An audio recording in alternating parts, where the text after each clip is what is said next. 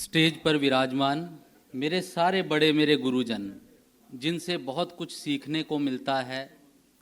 आज सुबह भी सब लोग बैठे थे, तो ये एक ऐसा मौका है जो बहुत किस्मत से मिलता है। सबसे पहले तो मैं इन सबको, अपने गुरुजनों को प्रणाम करता हूँ। और सभा में उपस्थित आप सभी मेरे बड़े, मेरे भाई, मेरे बहन, मेरे से छोटे जितने भी हैं, आप सबको भी मैं प्रणाम करता हूँ। ज्योतिष का मंच है, ज्योतिष की चर्चा है, तो मैं ये सोच रहा हूँ कि बात भी आज उस ग्रह के बारे में करें जिसके बिना ज्योतिष ही अधूरा है, जिसके इर्द गिर्द हमेशा ज्योतिष घूम रहा है। बात करना चाहूँगा बुध के बारे में, और बुध के एक अभिन्न हिस्से के बारे में जो बुध के साथ तकरीबन जुड़ा ही रहता है। बुध एक ऐसा ग्रह है जिसको लाल किताब ने सबसे ज्यादा ताकतवर माना है, जो बिल्कुल सही भी है। मैं तो कई बार ये भी कहता हूं कि बुध के हाथ में पूरे जहान की अकल है, लेकिन आज बुध के बारे में थोड़ा डिटेल में बात करेंगे। बुध एक ऐसा ग्रह है जो सबसे ताकतवर तो है, लाल किताब ने माना है। जब हम लाल किताब के उपायों के अंदर जाएंगे तो वहां पर भी हम एक चीज ये देखेंगे कि बहुत सारे उपाय बुध के द्वारा ही संपन्न हो रहे हैं। जैसे कि मान लीजिए, कहा गया है उपायों के अंदर कि चांदी की ठोस गोली का उपाय है, लोहे की गोली का उपाय है, तांबे के छेद वाले सिक्के का उपाय है, लोटे का उपाय है, मिट्टी की गोलियों का उपाय है। ये सारी चीजों का आकार देखिए बुध से जुड़ा है, तो यहां से पता चलता है कि बहुत सारी चीजों को बुध संपन्न करने की ताकत रखता है। और अगर हम अपनी सोच के दायरे को थोड़ा सा और बढ़ाकर देखें तो हम सब जानते हैं कि कुदरत ने भी बुध को कितना बड़ा स्थान दिया है कि हमारी धरती, ये सब ग्रह भी उसी का आकार लेकर बैठे हैं, सब गोल हैं। इसलिए बुध के बिना किसी भी चीज की कैलकुलेशन संभव नहीं है। और ज्योतिष के अंदर बुध सबसे ज्यादा ताकतवर इसलिए भी है कि बुध के पास 3 ऐसी ताकतें हैं जो ज्योतिष को चलाती हैं। सबसे पहली ताकत खुद आप ही बुध है, जो कि बुद्धि है। बुद्धि के बिना इंसान कुछ कर ही नहीं सकता। अगर बुद्धि होगी तो इंसान दूसरे का भला कर पाएगा, और अगर बुद्धि नहीं होगी इंसान अपना भी भला बुरा नहीं सोच सकता। इसलिए बुध के पास सबसे पहले तो बुद्धि की ताकत है। दूसरी चीज, बुध के अंतर में बैठे हुए 2 ग्रह, बृहस्पति और राहु। और हम सब जानते हैं कि बृहस्पति ज्ञान है, अध्यात्म है। ज्ञान जितना मर्जी बड़ा हो, जितना मर्जी गहरा हो या आसान हो, ज्योतिष का हो, दुनियावी हो, पढ़ाई लिखाई का हो, लेकिन वो ज्ञान तब तक इंसान के काम का नहीं जब तक उसके पास बुद्धि नहीं है। इसलिए बृहस्पति के ज्ञान को भी कहीं ना कहीं बुध ही चलाता है, क्योंकि उसके बिना वो चलेगा नहीं। बुध के पास बुद्धि है, दूसरा उसके पास उसके अंतर में बैठा बृहस्पति ज्ञान है, और तीसरा राहु है। राहु क्या है? राहु एक ऐसी तेज सोच है, राहु एक ऐसा खोज करता है जो किसी भी चीज को समझता है, दूर की सोच देता है, किसी चीज को खोजने में मददगार है। अब यहां पर समझिए कि जिस इंसान ने बुध को अच्छा कर लिया वो एक एस्ट्रोलॉजर अच्छा बन सकता है, वो जिंदगी के अंदर दूसरों को बहुत कुछ दे सकता है। जिसने बुध को अच्छा कर लिया, अगर वो कोई व्यापार कर रहा है उसमें उसका कामयाब होना भी तय है। लेकिन ये सब चीजों को समझने की एक खास बात यहां पर देखिए कि बुध जब अच्छा होगा देगा तो बहुत कुछ, लेकिन बुध के साथ अच्छा होते ही, जैसे मैंने शुरू में कहा कि बुध का एक अभिन्न हिस्सा भी है। आज यहां पर एक बात को मैं थोड़ा डिटेल में बताऊंगा जो समझने वाली है। जिस इंसान की कुंडली में बुध अच्छा है या हो गया, उस इंसान के पक्ष में राहु भी आ जाएगा। क्यों आ जाएगा?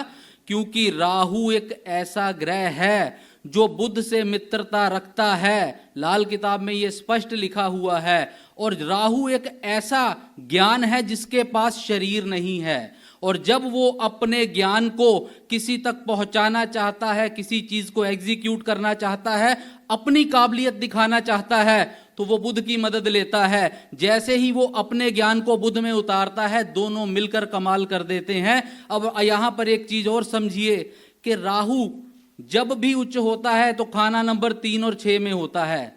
तो सीधी सी बात है, हम सब जानते हैं खाना नंबर 3 भी बुध का अधिकार है, 6 पर भी बुध का अधिकार है।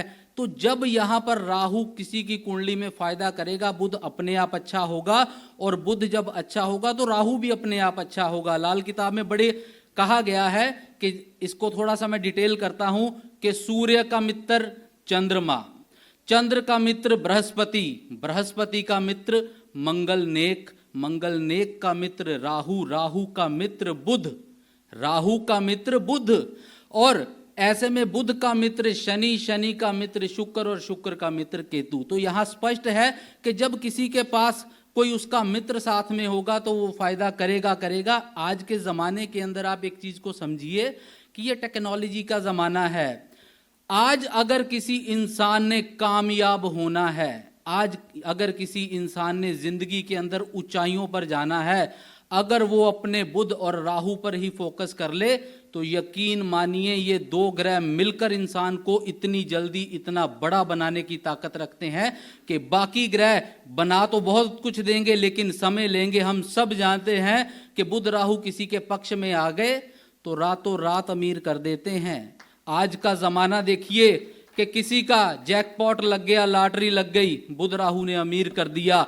आज आपने एक रील बना दी, रात को बनाकर सो गए, सुबह उठे वो लाखों लोगों तक पहुंच गई, सुबह आपको लाखों लोग जानने लग गए। ये आज बुध और राहु की ताकत है।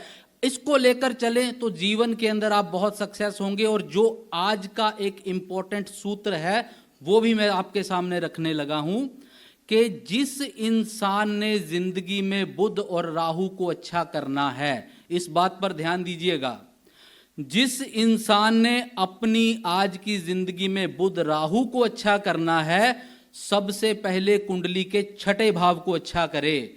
जिस इंसान की कुंडली का 6ठा भाव अच्छा होने लग जाएगा, जहां मर्जी कुंडली में बुध राहु होंगे वो अपना अच्छा फल देना शुरू कर देंगे। और सबसे जरूरी चीज क्या है कि जब आप अपनी कुंडली के 6ठे भाव को अच्छा कर लोगे, बुध राहु तो अच्छे होंगे, और सबसे बड़ा लाभ यहां पर निकल के क्या आएगा, जैसे ही 6ठा भाव अच्छा होगा आप कर्ज से मुक्त हो गए, जैसे ही 6ठा भाव अच्छा होगा आप रोग से मुक्त हो गए, जैसे ही 6ठा भाव मुक्त होगा आप शत्रुओं से, मुकदमे बाजियों से मुक्त हो गए, और जैसे ही ये अच्छा होगा आप चोरी ठगियों से बचेंगे। और कुंडली के अंदर जिंदगी का जो एक बहुत बड़ा अहम हिस्सा होता है शादीशुदा जीवन का, 7वां घर उसका है, उसके फल को कम करने वाला भी 6ठा भाव है। अगर आपने उसको अच्छा कर लिया तो आपका शादीशुदा जीवन भी अच्छा हो गया। तो सोचकर देखिए, जिस इंसान के जीवन में कोई कर्ज नहीं है, शत्रु नहीं है, बीमारी नहीं है, चोरी ठगी नहीं है, शादीशुदा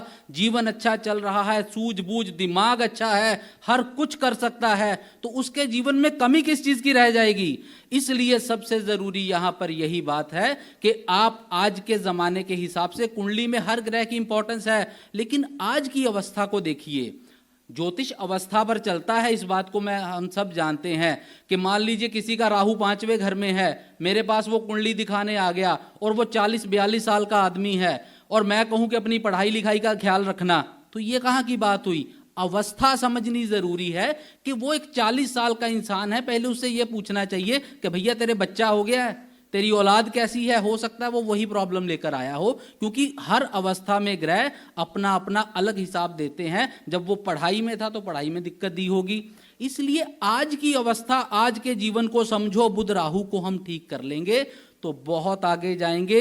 ये एक ऐसा ज्ञान है जो बड़ी अच्छे तरीके से शीघ्र आपको आगे ले जाएगा। हर ग्रह की इंपॉर्टेंस है, लेकिन बुध राहु को अच्छा जरूर करें। इसको अच्छा करने के लिए कुंडली का अब 6ठा भाव कैसा है ये तो कुंडली बताएगी, यहां से बताना संभव नहीं है। हर इंसान की कुंडली अलग है, उसके उपचार अलग हैं, उसके फल अलग हैं। लेकिन जो मैंने बताया कि आप 6ठे भाव के अंदर की खराबियां दूर करनी शुरू कर दो देखो जिंदगी में सक्सेस होने शुरू हो जाओगे, क्योंकि सारी प्रॉब्लम की जड़ पे काम करना शुरू कर दिया आपने। और दूसरी चीज ये है, बुध को अच्छा करने के लिए अपनी वाणी को अच्छा रखिए, बेटी बहन बुआ से ताल्लुक अच्छे रखिए। वाणी एक ऐसी चीज है जो सारी दुनिया को चला रही है, पूरी दुनिया को। क्योंकि देखो कहा जाता है, कहावत है कि मीठा बोलने वाले की मिर्च भी बिक जाएगी और कड़वा बोलने वाले का शहद भी नहीं। तो वाणी से शुरू होगा। और लाल किताब में एक चीज स्पष्ट कही गई है कि जहां पर वाणी खराब होगी वहां पर मंगल बद होगा। किसी की कुंडली के अंदर मंगल बद है नहीं है, ये लाल किताब का फैसला है कि जहां वाणी गंदी हो गई अपने आप ही मंगल बद वहां हाजिर है। तो मंगल बद जहां आ गया तो खराबियों का तो ढेर आ गया। बुध को अच्छा करने के लिए वाणी को अच्छा रखिए, बेटी बहन बुआ को उनके साथ ताल्लुक अच्छे रखिए। राहु को अच्छा रखने के लिए अपनी सोच को अच्छा रखिए। क्योंकि यहां एक चीज मैं आपसे शेयर करूंगा, जिस बात को मैं आपके सामने रखने जा रहा हूं, ये बात मेरे दिल के करीब है कि मालिक की, ईश्वर की नजर में निर्दोष कौन है? जिसका मन निर्दोष है, जिसका कर्म निर्दोष है, वो मालिक की नजर में निर्दोष है। आप किसी के लिए बुरा करना छोड़ दो, बुरा सोचना बंद कर दो, कायनात आपके हक में आनी शुरू हो जाएगी। ये बात बिल्कुल पक्की है। और एक चीज मैं यहां और बताऊंगा, जिस तरह कीचड़ का कारण भी जल है और उसका निवारण भी जल है, इसी तरह इस संसार के अंदर दुख का कारण भी कर्म है और सुख का कारण भी कर्म है। उपाय करिए, सब कुछ करिए, लेकिन यदि आप अपने कर्म को अच्छा नहीं करेंगे तो किया हुआ सब फिजूल हो जाएगा। कर्म अच्छा करेंगे, मालिक आपके ऊपर खूब मेहर करेंगे। आपकी कुंडली आप अच्छी करिए, जिस सूत्रों को बताया है उस तरीके से कुंडली को ठीक करिए तो सब अच्छा होगा। समय का अभाव है, बातें तो और भी हो सकती थी, लेकिन आज आपसे बातें की, आपसे इजाजत चाहता हूं। आप सब लोग खुश रहो, स्वस्थ रहो, आबाद रहो। मैं MS वत्स आप सबसे इजाजत लेता हूं। आप सबको मेरी तरफ से प्रणाम।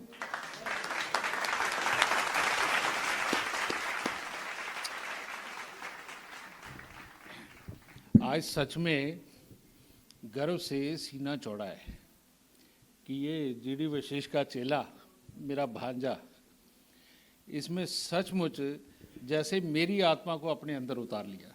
इसके लिए तालियां होनी चाहिए। पर अभी शायद थोड़ा सा उम्र की तकाजा है, थोड़ा सा छोटा है, एक मेन बात भूल गया, सारी बात भूल गए। और वो ये कि छठे घर को अच्छा और बुरा कैसे तोलना चाहिए। जिसका मामा ऐसे खड़ा हो उसका छठा घर अच्छा होता है और जो मामा से लड़ा हुआ हो उसका छठा घर कभी अच्छा नहीं होता। और अगर जिंदगी को धन धान्य से भरपूर करना है, समृद्धि पानी है, तो जाओ, मामा अगर बुरा भी है तो जाके उसे गोद में उठा के चूम लो, आपका छठा घर वैसे ही अच्छा हो जाएगा। जय माता की।